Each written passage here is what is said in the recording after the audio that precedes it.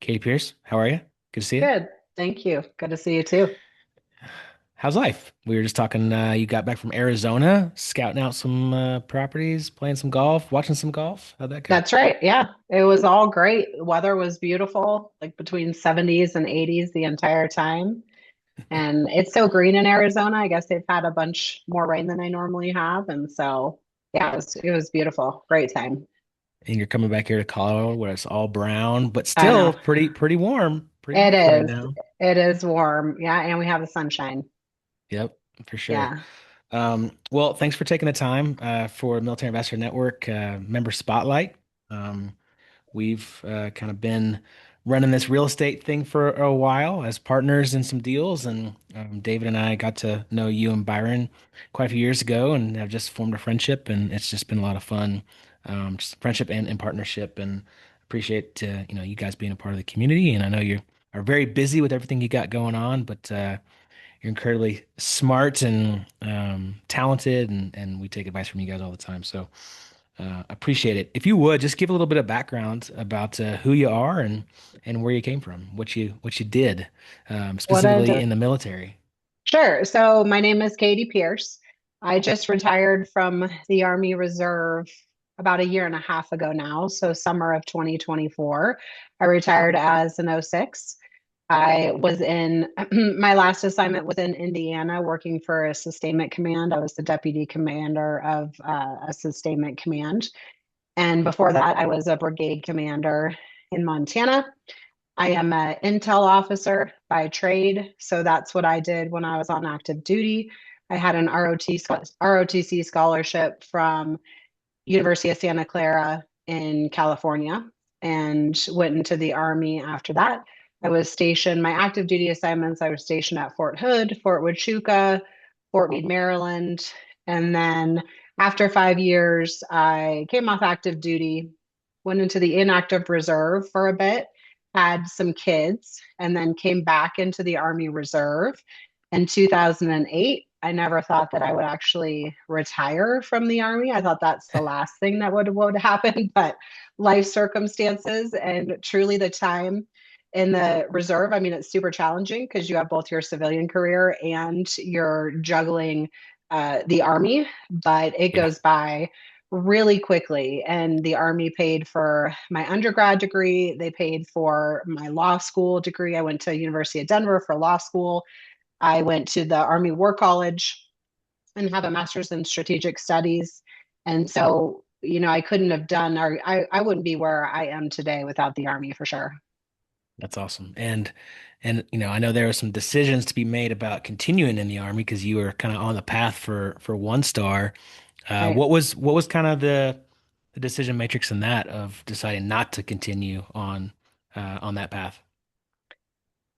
So it's really hard going from a brigade commander and having that autonomy and leadership and moving to another position where you're second in command, even if Mm, it's a higher command, second in command. And really, I was in the logistics unit, which it wasn't new to me because that's what I did as a brigade commander, but it wasn't, I really enjoyed my career in intelligence and it just wasn't what I wanted to do. And I realized, you know, I was working probably 6 months out of the year, traveling almost every week. mm. And we have a lot going on the civilian side. And with our real estate, we own a law firm. We have a property management company that manages our properties and our real estate development company. I just knew that unless I wasn't all in with the military at that time, I should probably retire and just focus on my civilian career. So that's what I chose to do. Yeah, that makes sense. Hey, you guys are busy. I know you were traveling a lot, even as a '06 and gone quite a bit. Made it challenging for sure. Mhm. Curious, like when you initially got out of active duty and went reserves, what was kind of like that first transition into the civilian world? Like, what did you do right away? Because it, did you go right into law school after that? Like, what was that transition like? No, so it was a little bit different for me. I'm remarried. So when I came off active duty the first time in 2005, I was pregnant. And so Okay. I stayed at home for about 2 years, a year and a half. And so I transitioned. it may have been even more difficult because I wasn't, I went from being a captain in the army and being responsible for people to staying at home and caring for kids. And I had two kids back to back, so 13 months apart. And so that transition was hard. I tried like little just at home sales stuff because I knew I just didn't want to stay at home completely. I knew I needed to do something else. But it wasn't until it was about 2 years later that I decided that I wanted to go back to law school and realized number one, I had the post 9/11 GI Bill.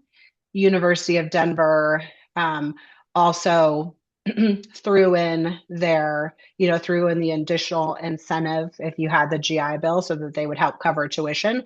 And then I went back into the Army Reserve, which gave me tuitions assistance. And so it was about two and Nice. a half years later that I decided to do that. And I went back to school at night. So I worked during Okay. the day and went to school at night. Wow. And when did you Yeah. start getting serious about the real estate side of things? So I always loved real estate. When we moved from station to station, we didn't keep our house at Fort Hood, but I purchased, I was 21 when we purchased our first house at Fort Hood. It was like $110,000, and I thought that that was a ton of money, and it scared me to Yeah. death. But we purchased that. I think we basically kind of broke even, but we did talk about keeping that and renting it out. In hindsight, right? Yeah. If we would have done that, and you do that every location, we bought another house in Washington, D.C. And actually, the market at that time had skyrocketed. We were only there for a couple of years, but we sold it for about 200,000 over what we bought it for. And so we went ahead and sold that one and then bought another property in Washington State. And that was my first experience with moving and renting out a house and keeping it Mm. as an investment property. And so that's what we did. And then really just trying to figure out, other than having a house that you live in and then you move and you rent it out, how do you start buying true investment properties to add to your portfolio? And so we started doing that around, I think, 2017 was really the first time that we had rental properties other than our primary residence. And Yeah. we were able to get capital from moving and having the capital gains exemption that we could use and put that capital into other properties. So that's what we did. And then we also, instead of renting an office for our law firm, we bought a location, we bought real estate, and then we rented from ourselves. So that helped as well. That's awesome. So I guess rewind a little bit. You were in law school. You met Byron, your handsome husband, partner That's right. now, and you guys are full blown real estate investors, um, and now continue with the law firm. The law firm, like, how did that kind of come into play with the transition, with managing that, and with the real estate businesses? Like, how did that all work together? Sure. It was fragmented, I will tell you. So when we were in law school, so Byron and I, my husband, we went to law school at the same time. And again, we were remarried. So I had two little kids and he had two kids and we had three kids under three, essentially, or four when we started. And Yeah. so we would help each other out going to school at night. We would watch each other's kids.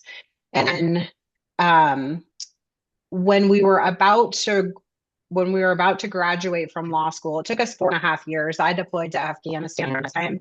And so, law school can take 3 years or maybe under. It took us 4.5. And when we were, I was in the AGR program, so active guard and reserve. So I was working at Buckley, now Space Force Base, during the day. And I was about to transition out. I had an opportunity to move assignments, but I couldn't do that with the kids, and we wanted to start a law firm. Well, at that time, Byron actually got picked for active duty for active guard and reserve, and he only needed 5 more years to retire with an active duty retirement. And so when we were both supposed to be transitioning, graduating law school, we knew we didn't want to work for another firm. we were going to start a law firm together, and then Byron got picked up, and so he went back on active duty. We did start the law firm together. I mean, he was a huge asset, help with the networking engagements, but I was really the one that transitioned to running the law firm. So he said, "Hey, let's start a law firm together. Yes, I'll go back to the army.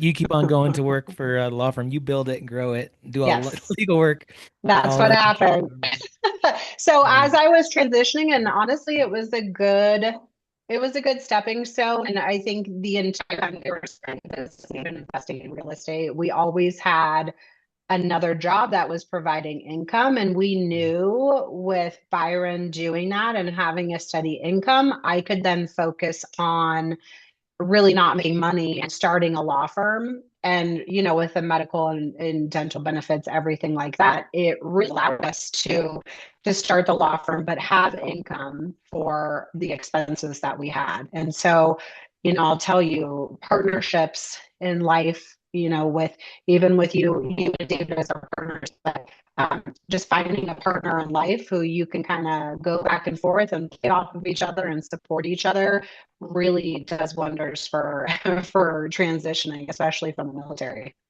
Yeah, that's huge. Yeah, I mean, a lot of people, you hear the gurus always talking about like leaving your full-time job, the passive income, creating all these, income in real estate, but not a lot of people talk about like when real estate's down or when cash flow's down, like having that backup W-2, having that backup guaranteed income from one side of the partnership is huge. And now that we're out of the military and kind of being full-time real estate entrepreneur, you kind of see that a little bit more, right? When you have a bad year, when you have a bad month, like it hurts a little bit more when you don't have that, extra income from a W-2. So I think that's sage advice to those listening. Like maybe stick around for that W-2 a little bit longer. Maybe at least one side of the partnership Mhm. have that, so where you can kind of still have that nice sleep at night, knowing that there's gonna be some steady income coming in. Absolutely. And even just having my income from the reserve was a huge asset, right? And it hurt a little bit when I retired, and I was probably making 50, 55 a year and working part-time. And so not having that income, and I think we were able to allocate funds to different investments and different projects. And then you lose that, then you're trying to play catch up, Yeah. and find that somewhere else. Why, um, I guess why law? And then secondly, why real estate? What the transition out of military? Why going into those two fields? So law is something that I had always wanted to do. I actually wanted to be a judge when I was little. That Oh, hasn't come to fruition yet, but who knows? yeah, yeah. I knew that's right.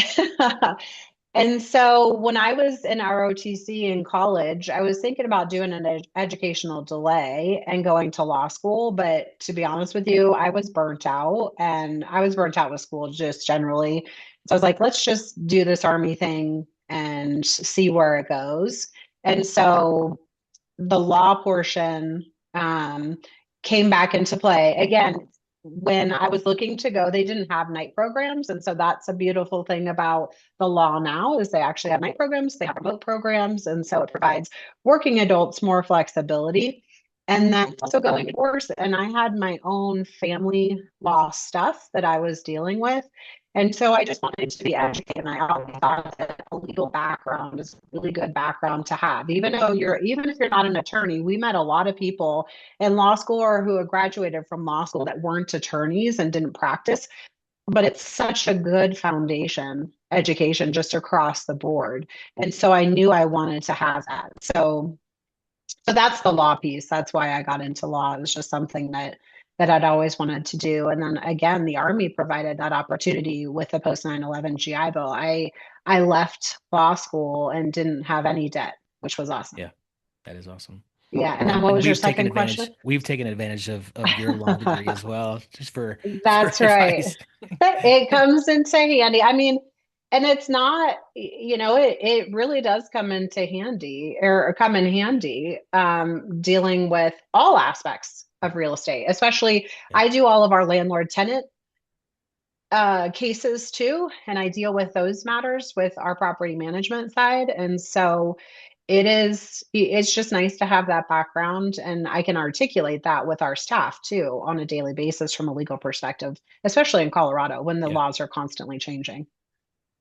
for sure, for sure. The other question was kind of why real estate, but I Mm. want to kind of with that, what in your military experience has helped you with the real estate businesses and even the law business? Like what lessons learned from the military? What values that you got from that has really helped you in the civilian world? Truly everything Hmm. relates, I mean, there are so many skills that you are taught in the military that translate over to civilian life. I think one of them is discipline, and just having discipline to keep going and to do something different. I think the military is very good about putting people outside their comfort zone, whether good or bad, but especially as an officer, and it happens too with enlisted, but changing jobs every year, every 2 years, and having to get comfortable with something else. I think it provides those who are transitioning a step ahead from those in the civilian world, because we know what it's like to move jobs and learn something else, and you just apply those same foundational skills to new. Yeah, no, it's so true. Yeah, I mean, how often do you get thrown into a job where you're supposed to be leading people that know way more about the job than you do, but you still have to lead them, and I think that transitions really well into kind of civilian world. Hmm. Um, Absolutely. I think one thing that you do have to get comfortable with is the money aspect, right? In business, in the civilian side, we don't necessarily have to deal with that as much in the military world. We know what yeah, everybody makes, they make what they make. And sometimes you have a little bit of wiggle room with civilians, but it's a whole different dynamic with even investing and taking people's money, yeah. and it's just a whole different dynamic that is a yeah that you have to get comfortable with when you transition, especially investing in real estate or in other businesses. Yeah, no, so true. Well, speaking of investing, you guys have invested in a lot of real estate. Can you just kind of give like an overall, I guess, portfolio of like what assets, types, strategies you guys have been primarily in with the investing world? Sure. So the biggest strategy to start for us again was investing in a primary residence, moving, still staying within that. It was your primary residence for 2 out of 5 years. And then you rent it out if you want to rent it out up to that fifth year, and then you sell it. And then, you have your capital gains exemption, which is 250 right now, 250,000 for an individual or 500 for a couple. And then an exchange, which maybe we could talk about at another time to save on taxes. You can put all of that equity into other real estate. So, single family homes and primary residence were really big for us to start. It allowed us to then go out and buy a couple more single family homes. And we were doing short term rentals. We still do short term rentals. And so that was one of our first assets that we purchased was a couple single family homes that were short term rentals. And if they weren't short term rentals, we typically furnish our properties, and so that we have flexibility. So we can rent them short, medium, or long term. We have some multi-use commercial properties. So they're commercial on the first floor and then residential on the second floor. And that's, one of the properties that we've invested in together. We've done some historic renovations, which are very nuanced. And we have three of those projects. So two of them are complete, one we're still working on. And those have been really educational, I would say. Yeah. Just it's yeah, it's fascinating, all the different nuances and what you get to learn when you're doing these projects. So we have those. We have another very similar multi-use commercial with apartments upstairs that wasn't a historic renovation. We basically do buy and hold. So buy, do some renovations, increase rents, hold, refinance if you can, pull that cash out, invest it in something else, and then hold the property. What else? We have a couple mobile home parks, Oh yeah, and those are those were fun. something. Those are fun. Those were something that were new to us, and so I'll say though, I mean, cash flow wise, they do well. It's just the dynamic of one of the mobile home parks. It's 100% park owned mobile homes, so you don't have any mobile home owners. So dealing just with repairs and maintenance of those. And then we have another park that is partial mobile home owners, and then the park owns the other ones. And so again, and all in Colorado. So we did have one investment property that was a vacation home in Nebraska. We did sell that this year. It was a short-term rental. But that's kind of what our portfolio looks like. Oh, and then we got into the restaurant bar event venue space. And so we have a property in Colorado, in West Cliff, that we purchased the property, and then things fell through with our partner who was running the restaurant bar. And so now we are restaurateurs, and we have been for the last couple of years, which has been really fascinating too. And this is our third summer going into I could see. I'd love to just come watch Byron behind the bar, like being a bartender that. and handing out That's right. drinks. Yeah, That's good. back and making food in the kitchen and Yeah, mopping and sweeping and yeah, doing yeah, all that's the good. things. Yeah. Well, and then the development work too, right? You guys are doing like a golf course whole development. Yes. Yep, So yes, that is the largest one that we yep, have. And yep. so, we were looking at what's coming down the pipe in Colorado for landlord tenant regulations and legislation, also on the board for the Workforce Housing Coalition in Colorado, trying to stop some of these completely one-sided bills that are coming Mm, out in protection of tenants. And so, we were looking at other asset classes. And so we got involved with a huge development in Canyon City. It's a master development community. And so we are working on that as well. And it also has a golf course on it. And so managing the golf course has been another, little nuance. When you buy properties, you don't expect to be in all of these other businesses. But again, with the military and what we learn, if you have the core business and leadership concepts, you can apply that across the board and then just get really good people that mm, know that specific industry to help you out. that's so good. That's great advice. All right, out of all those investments, what would you say is your best one? So I'm going to answer your question a little differently, because Okay. I would say the best investment is who you partner with. Mm, And if you're working solo, you can only go so far, right? And so, you know, not a shameless plug for Byron or to be cheesy, but I truly believe that our partnership and what we do in business and life is probably the best. It is the best investment that we mm, have. If you're talking about real estate,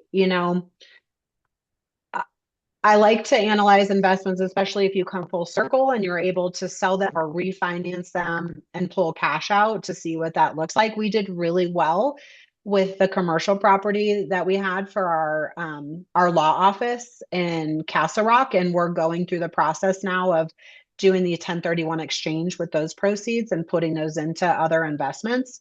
And so we could have gone the past 6 years with just renting an office space like we were doing for the first couple years of our practice. I think we've had our practice now 2014, so almost 12 years. And we own the office for about 6.5 years. So the first 5 years or whatever, 6 years, we were renting an office from somebody else who was making money off of us.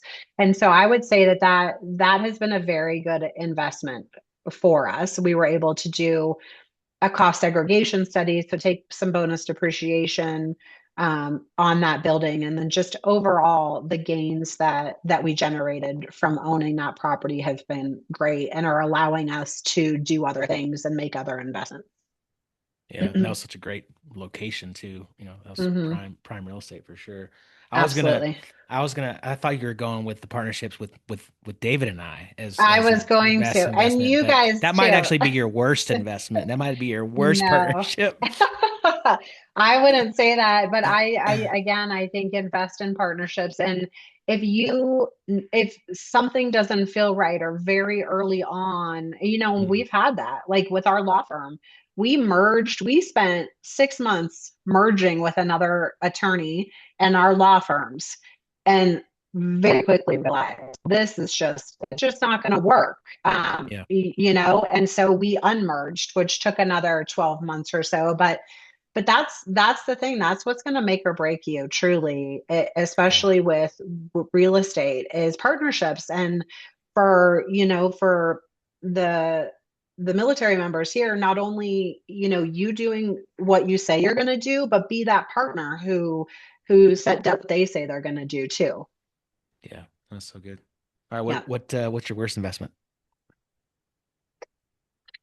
So I would say, I mean, if you're talking properties, it would be my very first experience with real estate. And we actually had to short sale. So the short sale is right before a foreclosure.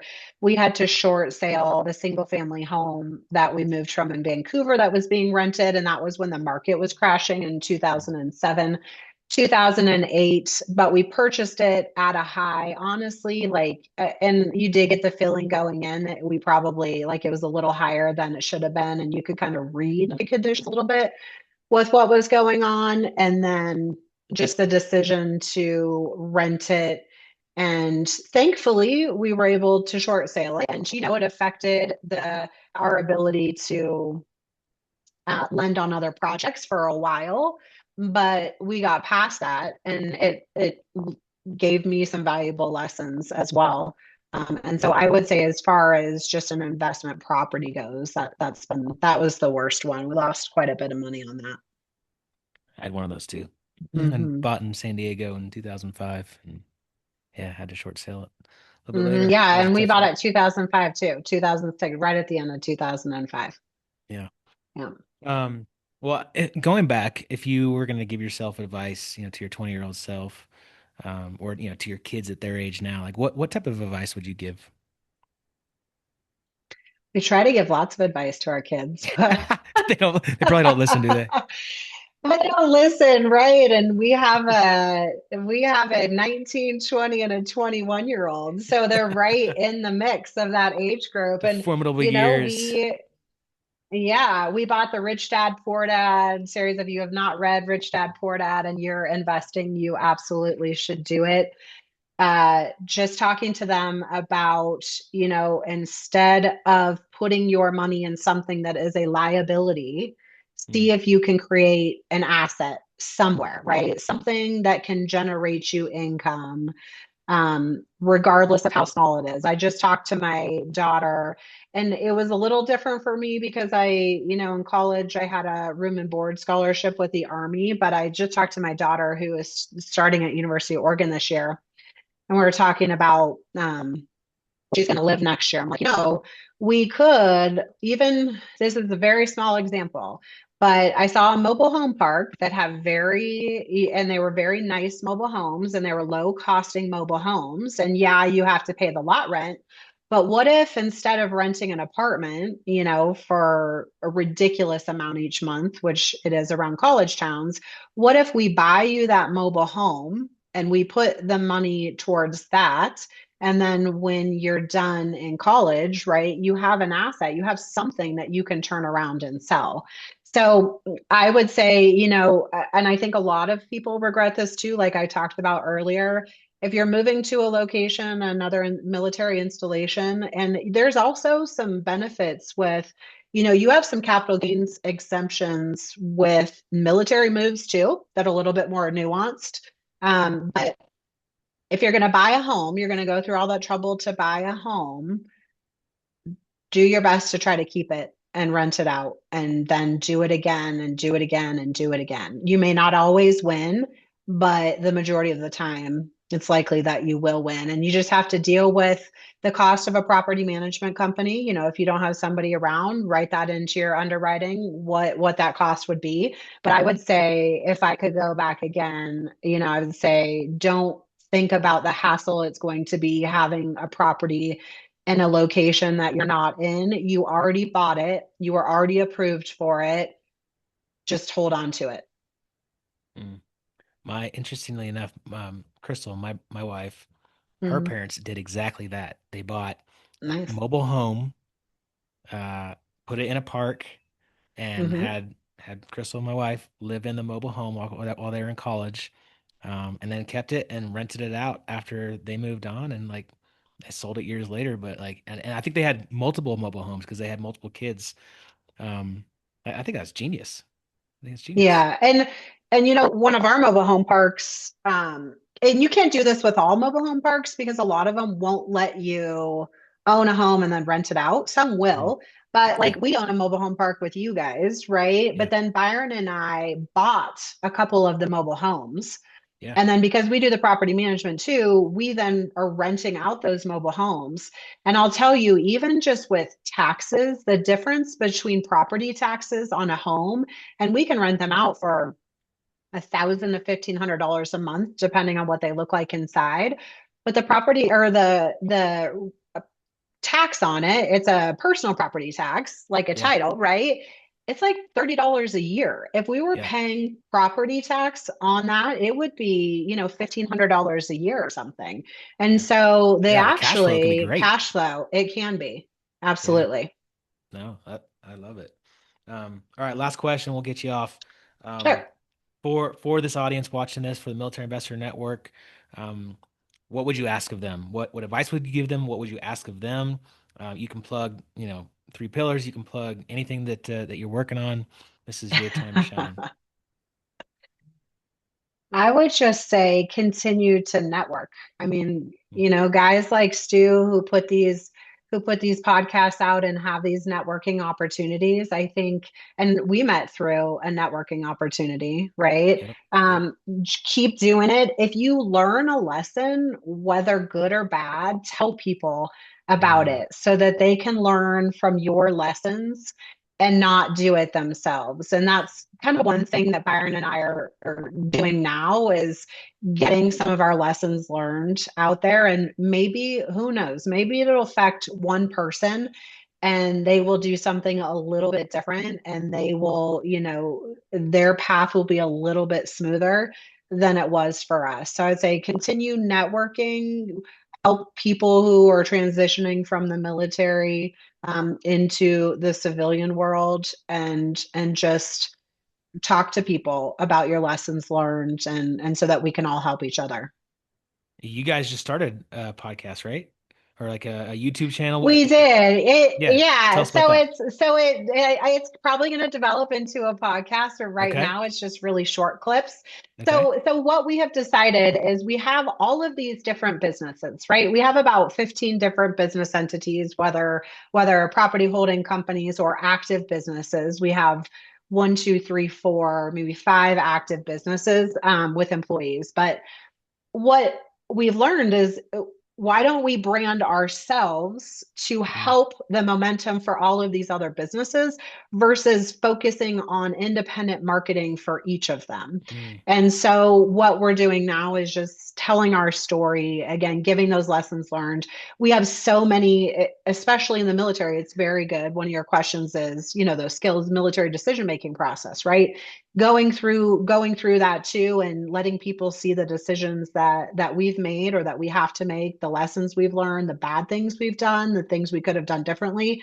And so we're just putting together short clips right now that will most likely turn into a podcast and just trying to give back as much as we can. How do people find out about that? Where do they go?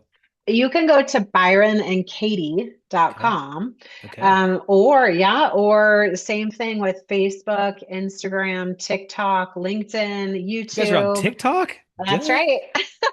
You got to be on TikTok.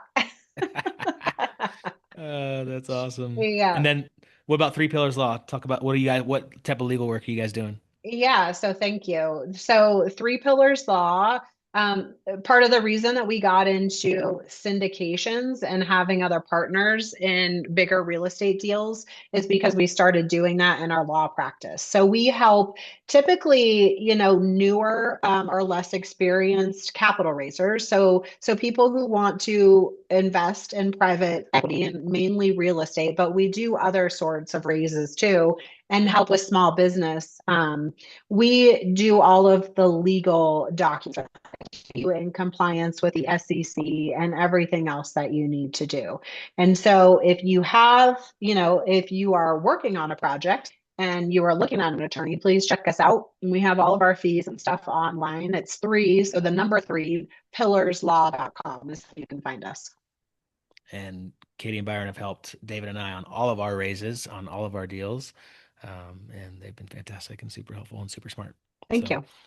uh, Katie, I appreciate you. I am happy to call you friend and partner. And although sometimes we probably aren't the best partners, but You guys are appreciate you great. anyways. Um, You guys are great. thank you for your time. And we'll put all your information in the show notes of this. And guys and gals, reach out to Katie and Byron. Katie does most of the work. Byron kind of is just the pretty face, That is very true. and big muscles. But Yeah, thank you, thanks Katie. too. I appreciate it. Okay, see ya. Bye.